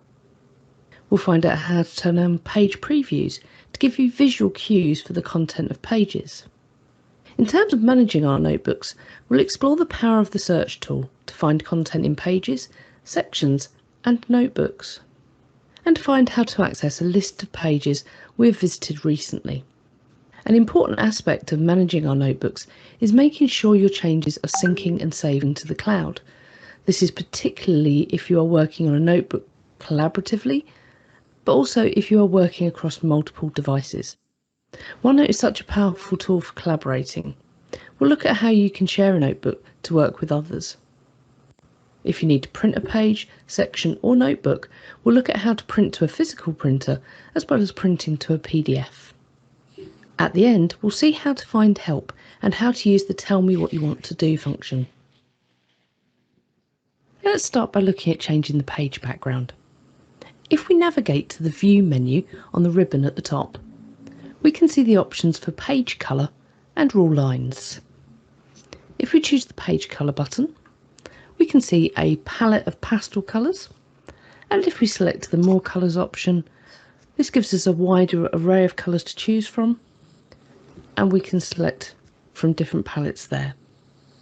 This can be practical to make pages more accessible, and so what we're going to do is we're going to select a blue background here, and we can see that it changes this page. We can also choose to have lined pages and squared paper. So we're going to select the rule lines. So we have a range of different sizes, and so we can choose narrow paper, wide ruled for instance, and different squared grid paper as well.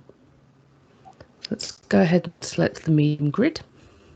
From that menu you can also choose to always create pages with ruled lines. This will become the default across all of your notebooks open in the Windows 10 app.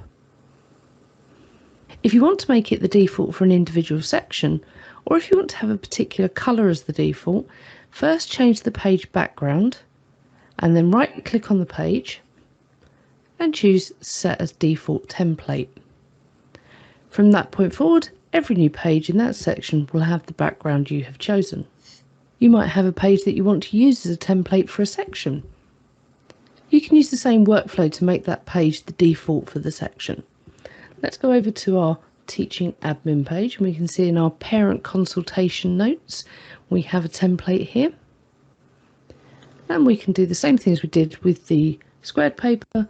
We can right click and choose Set as Default Template, and then every new page will have that template as well. On the View tab we have the option to change the view of the page.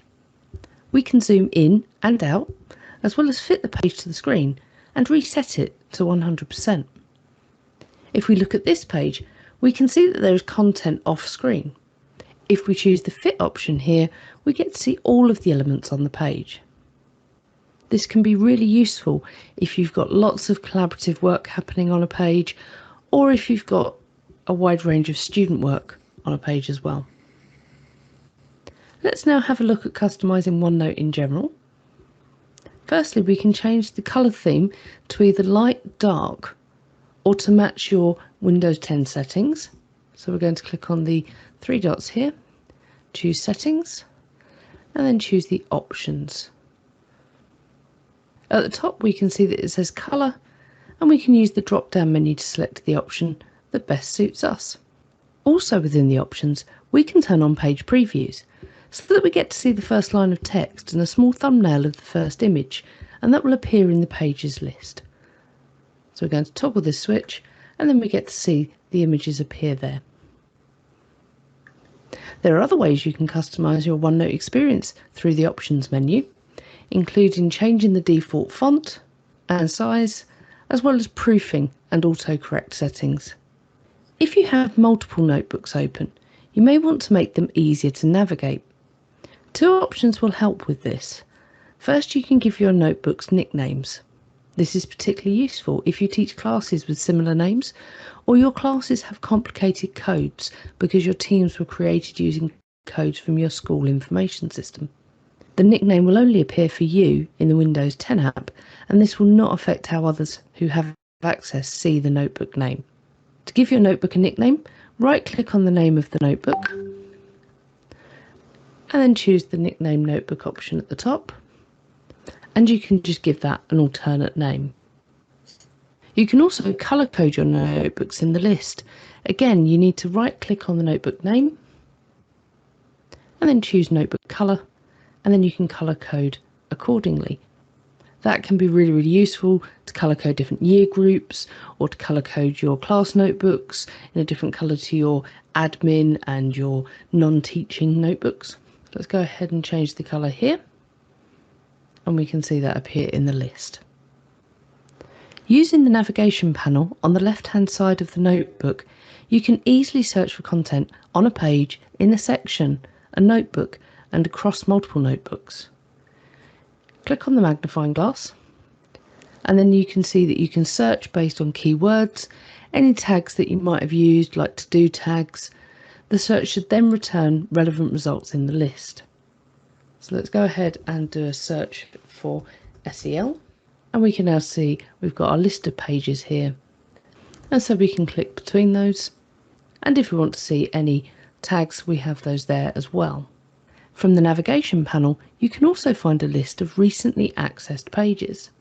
Just click on the clock icon, and what we can also do is we can filter the search now based on whether we want to look across all notebooks, the current notebook and the current section, and we do that just by clicking on the drop down, and then we can see current section, notebook and page, as well as all notebooks. In OneNote, changes you make are saved to the cloud constantly when you have a live internet connection. If you are working offline, the notebook will hold the changes ready to sync to the cloud-based servers. You can check if the notebook is synced by looking for the cloud icon in the top right-hand side of the screen. If the icon has a tick, that means the changes have been synced. If you want to manually push a sync of a notebook, you can do that by right-clicking on the notebook name and choosing sync. From there, you can choose to sync the current notebook or all notebooks that you have open. If you have a personal notebook that is saved in your OneDrive, or a notebook that you want to share from SharePoint to somebody outside of the current SharePoint members, you can click on the Share button on the top right-hand side of the screen. This will bring up the dialog window for creating and generating that sharing link. You can choose what permission the person has by clicking on the option here. So it says at the moment anyone with the link can edit. If we click on that, we can see that we can choose different options, people in our organisation. We can generate a link for people who have existing access, and we can give particular people individual permissions to access the notebook. Those permissions can be view only, or we can allow editing. And we can also set an expiration date and a password for access to this notebook. From here, we can add in a person's email address or a group email, send a message. We can either send that as an email link, or we can copy a hyperlink that will give access to the notebook. If we just want to send a copy of this particular page, we can choose the send copy of page option at the bottom. If you want to see who has access to your notebook, you can click on the three dots here and choose the Manage Access option, and that will show you who has access here, and you can then edit and change that as you need to. If we want to be able to print to a physical printer or a PDF, and that can be a page, a section, or even the whole notebook, we can do that by clicking on the ellipses at the top and choosing Print. We can then decide to print our page here, and we can choose whether it be a PDF, we can print to a physical printer, and we can also add in any extra printers if we're not finding them in the list. We can choose whether we want the current page, the section, or the notebook. and we can choose things like the orientation and the scaling. So we can decide if we want this to fit to one page or if we want it to be the actual size. Once you're ready, click on the print option, and then you can either print that, as we said, to a physical printer, or if you print it to a PDF, you can then save that wherever you want to save it. The last thing to look at is the help options. So you have the help at the top here, and you can see that you've got options of things like showing training and showing what's new. So any new features that are coming in, you'll be able to see those from here. If we're looking for a particular feature or a particular setting and we're not sure where that sits, we can use what's called the Tell Me What You Want to Do function to help. So we need to click on the little light bulb icon here, and that's going to bring us up a search, and we can then search for the setting that we're looking for. So for instance, if we can't remember where ruled line pages sit, we can start typing in rule, and then we can see the list of different options here, and we can just choose that then. Itu tadi video tentang pengelolaan OneNote Class Notebook. Lengkap sekali ya Bapak Ibu. Jadi nanti kita coba lihat bersama-sama bagaimana tampilannya. Kita coba ya nanti setelah ini.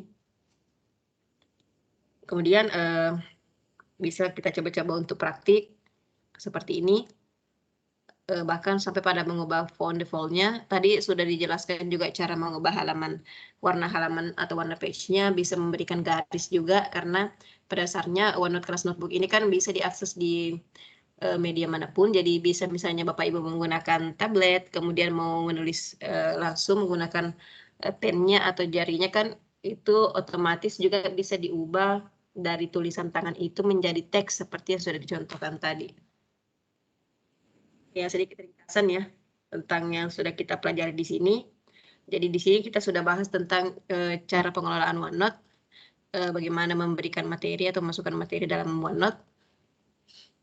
Kita juga sudah menjelajahi cara membuat, menambahkan, bahkan berbagi halaman dan konten dalam setiap room-nya. Kemudian bagaimana menggunakan tinta digital. Tadi tinta digital itu yang bisa kita gunakan untuk menulis secara langsung. Bahkan bisa ada fitur replay yang memberikan feedback kepada misalnya materi-materi yang diberikan oleh guru atau peserta didik. Ini nanti saya akan share juga materinya, jadi Bapak Ibu bisa langsung klik. Nah, ini ada beberapa link yang bisa kita akses untuk memperdalam pemahaman kita tentang OneNote ya. Itulah tadi ya materi pendukung untuk menambahkan kemampuan regulasi peserta didik, regulasi diri. Jadi saya harap nanti Bapak Ibu semoga ada kemungkinan bisa digunakan OneNote Class Notebook-nya ini atau fitur-fitur lain yang bisa mendukung kita gunakan di tahun ajaran baru. Kalau misalnya sarana prasarananya lengkap, ya minimal sebagai pembelajaran pendukung ketika peserta didik kembali ke rumah kalau kita misalnya di sekolah perangkatnya belum memadai. Dan tentunya ini disesuaikan dengan kondisi peserta didik Bapak Ibu ya. Oke, itulah tadi materi tentang self-regulation.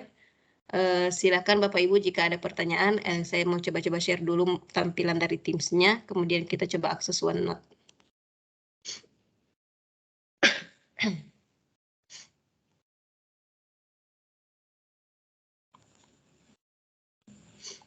Ini ya, ini tadi tampilan terakhir di assignment-nya. Jadi saya sudah menambahkan 4 tugas. Bapak Ibu bisa lihat laporannya. Ini laporan yang muncul bagi misalnya yang pemilik Teams-nya.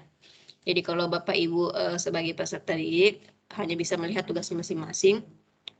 Nah, di fitur return ini maksudnya tugas-tugas yang sudah dikembalikan. Nah, ini kan saya sudah kembalikan, misalnya ini kita pilih dulu tugas 1. Ini kan saya kembalikan, mungkin saya sudah kembalikan ini. Lengkap misalnya dengan apa ya, penilaiannya.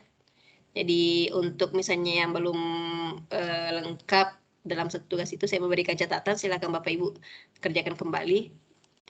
Masih ada waktu sampai besok. Setelah ini saya juga akan upload tugas kelima. Jadi ini ya, misalnya ini untuk peserta atas nama Ibu ini belum melihat tugasnya. Kalau kondisinya sudah misalnya turn in, berarti Bapak ini sudah mengupload tugasnya. Cuma saya belum memberikan feedback. Begitu seterusnya ya. Oke. Jika view seperti ini berarti sudah dilihat tugasnya, namun belum di-store atau mungkin dalam proses pengerjaan. Oke, kita coba ya. Di OneNote Class Notebook ini, di Microsoft Teams ini kita bisa mengakses kelas notebook. Ya, kita coba-coba dulu. Mengklik langsung. Di sini ya.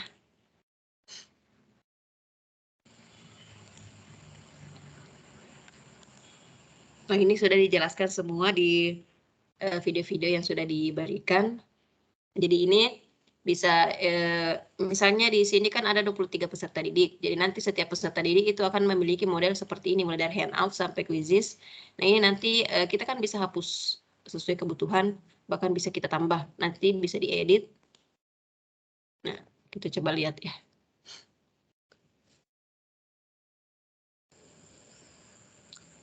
Jadi untuk menggunakan fitur ini sebenarnya kita membutuhkan memang jaringan internet yang bagus. Kalaupun tadi di videonya kan dijelaskan bisa membentuk offline, tapi tentunya kita harus mendownload dulu yang versi offline-nya. Nanti coba-coba Bapak Ibu buka ya kelas notebook-nya. Itu biasanya muncul ya karena saya sudah membuat dalam satu kelas, berarti setiap siswa itu punya tadi model 4 itu, mulai dari handout sampai persisnya terakhir. Ini agak lama, mungkin jaringannya kurang mendukung.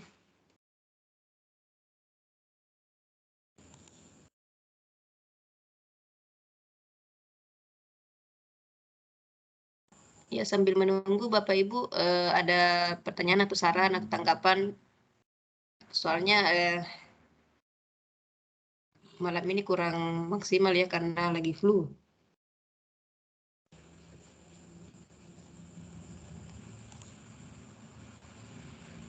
Agak lama ya. Saya coba cek dulu bagian yang lain.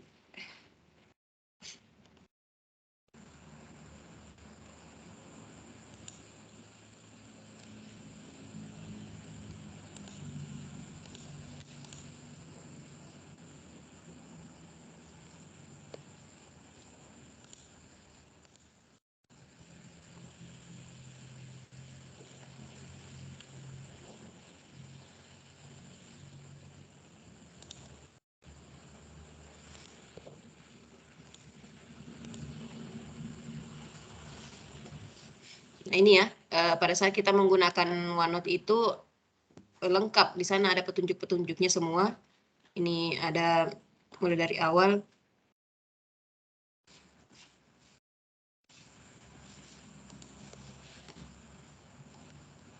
Nah, ini juga kita masuk dulu di bagian tadi.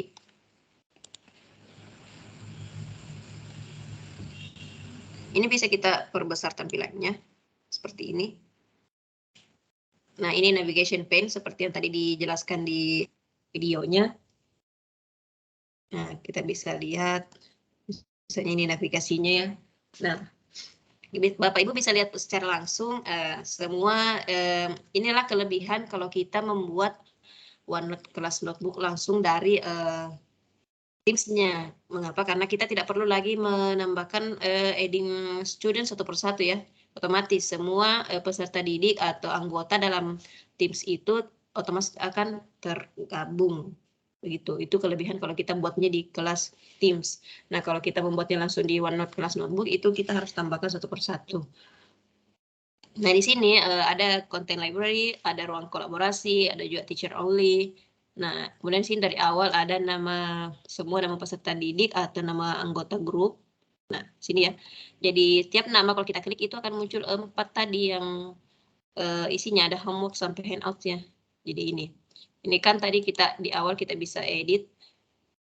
Bisa juga kita tambahkan lagi section seperti tadi. Bisa juga misalnya misalnya ini content library ya untuk menempatkan materi. Kita bisa tambahkan halaman.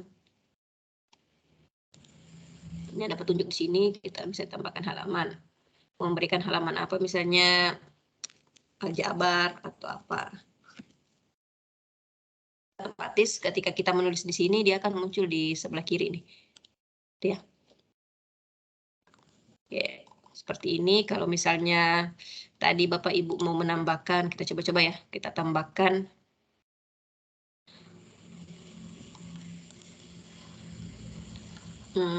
Coba kita tambahkan ini ya. Oh, jadi ini ada peringatan bahwa terlalu besar ya, terlalu besar ukurannya. Kita coba cari dulu yang lebih sedikit.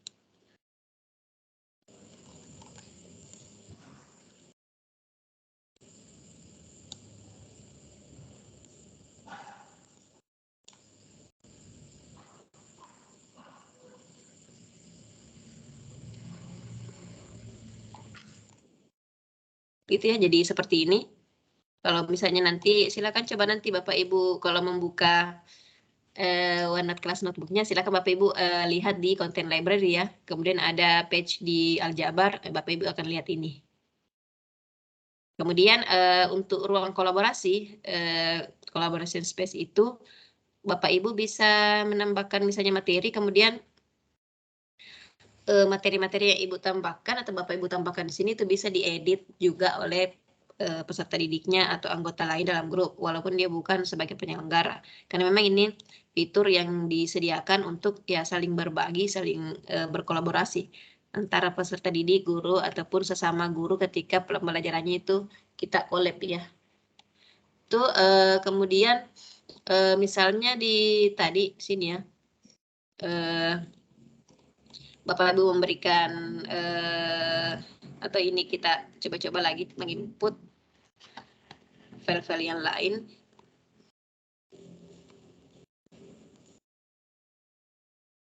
Kita tambahkan dulu.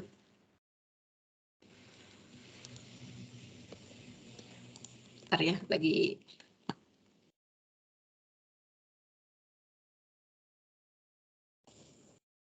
Oke. Coba Bapak Ibu buka, kalau bisa, misalnya Bapak Ibu menggunakan laptop. Coba Bapak Ibu buka di Teams, kemudian klik OneNote, kelas notebook, apakah kelihatan?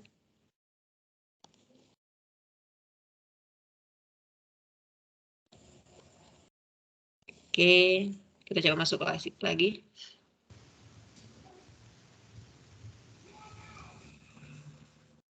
Ini ya, ini sudah kelihatan. Kemudian kita coba insert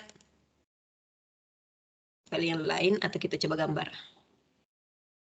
Jadi ini ada 3 sumber, bisa dari file, bisa langsung kita potret. Ini biasanya kan kalau kita menggunakan misalnya tablet atau handphone, bisa juga kita online.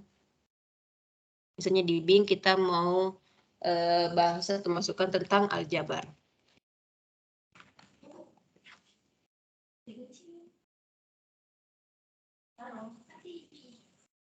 Oke, lanjut. Nah, misalnya kita mau masukkan ini ya, aljabar kan tadi kita menggunakan aljabar, misalnya mau menggunakan, ya terserah lah, sembarang kita pick dulu di sini. Kemudian insert. Nah, ini otomatis akan masuk. Bapak Ibu sambil praktik ya. Ini tadi sesuai dengan tadi juga yang di video, ini kita bisa atur lebarnya. Ini sambil menunggu, ini tergantung dari jaringan yang digunakan. Nah, ini sudah masuk ya. Seperti ini bisa kita angkat-angkat. Oke. Bapak Ibu juga bisa memasukkan tulisan seperti yang tadi diberikan di contohnya. Bisa menggambar juga, misalnya mau mencoba gambar-gambar. Ada juga pilihan untuk memasukkan equation mathematics di sini. Ya, banyak ya, bisa memasukkan link juga. Memasukkan audio, jadi ini ya. Ini hanya sedikit pengantar untuk mendukung tadi video tentang pengelolaan OneNote kelas notebook. Nah, kita lanjut dulu. Kalau misalnya Bapak Ibu tidak ada pertanyaan tentang materi hari ini, kita lihat dulu perkembangan tugasnya ya. Jadi ini tugas 1, 8 orang. Tugas 2 8 orang, tugas 3 7, tugas 4 ya ini sudah meningkat lagi.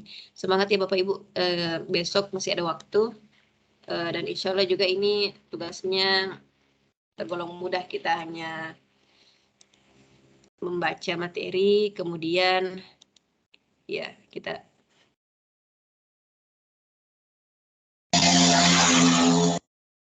ini kelihatan ya. Terdengar suaranya. Oke, bagaimana Bapak Ibu, ada pertanyaan? Atau mungkin mau share-share bagaimana kondisi kelasnya nanti ke depan? Karena di tahun ajaran baru nanti ini kan kita beberapa sekolah juga sudah mulai menerapkan kurikulum baru. Ada IKM yang versi Merdeka Belajar atau Merdeka Berubah atau bahkan ada yang Merdeka Berbagi.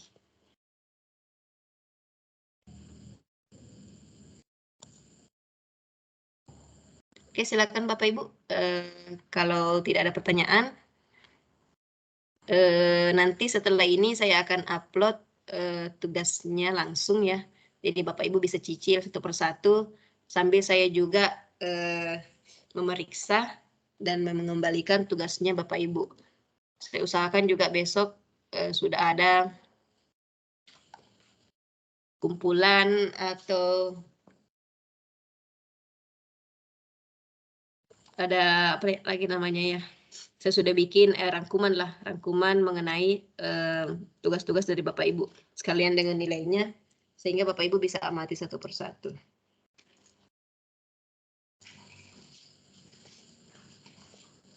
Oke, tidak ada Bapak Ibu. Kalau tidak ada, kita akhiri pertemuan kita hari ini. Mohon maaf ya Bapak Ibu kalau misalnya ini kurang maksimal karena ini lagi flu ini. Jadi agak merdu suaranya dibanding sebelumnya. Alhamdulillah Bu. Terima kasih Bapak ya. Jadi nanti saya langsung share ya. Tetap semangat. Selalu semangat Pak. Apalagi kalau pesertanya juga lebih semangat, pasti kita lebih semangat lagi membara. Semangat Jadi, pagi. Oke. Setelah ini Bapak Ibu bisa cek ya di room materi. Kalau Bapak Ibu mau melihat ulang materinya atau link tugasnya kan itu sudah lengkap juga materinya. Jadi materi yang saya upload di link materi itu merupakan materi yang saya dapatkan dari master trainer ya. Jadi ini kita dalam melakukan kegiatan ini kita ada sumber materi. Kemudian jangan lupa ya Bapak Ibu aktifkan notifikasi untuk Teams-nya supaya ketika ada aktivitas di Teams-nya itu bisa langsung Bapak Ibu juga mendapatkan notifikasi. Oke, itu sekian dulu untuk malam ini Bapak Ibu. Terima kasih, semoga sehat selalu dan tetap semangat ya Bapak Ibu mengerjakan tugas. Besok pertemuan terakhir untuk materi dimensi yang penggunaan TIK dalam pembelajaran. Semoga Bapak Ibu bisa memetik pembelajaran pada hari ini. Mari kita sama-sama belajar dan jangan lupa tetap semangat. Terima kasih ya Bapak Ibu. Assalamualaikum warahmatullahi wabarakatuh. Waalaikumsalam warahmatullahi wabarakatuh. Jaga kesehatan Bu. Terima kasih Bapak Ibu. Bapak Ibu boleh meninggalkan room. Ya siap Bu, terima kasih.